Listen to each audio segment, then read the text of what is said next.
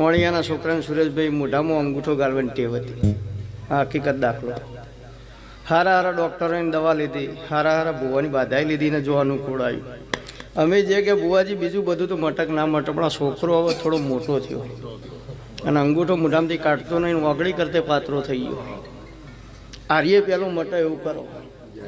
કીધું આપણી 11 દાડાની બાધા, 12મા દા રિઝલ્ટ ના મળે તો ચોરની સજાય, મારી સજાય. કે કબૂલ. બોલો, દાડો ઉગતવાથી પાલન કરવાનું. નાળા વગરની ચડ્ડી પહેરવાની છોકરાને. આખો દાડો ચાલી રાખશે. 10 દાડે, 2 દાડે, 4 દાડે ભૂલી ના જાય મારે જોડી આવતી.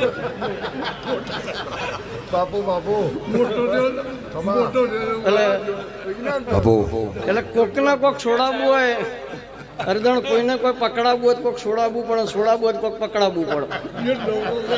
એટલે હા દીદી નવરો પડો તાર મોઢામાં ગાલે ને.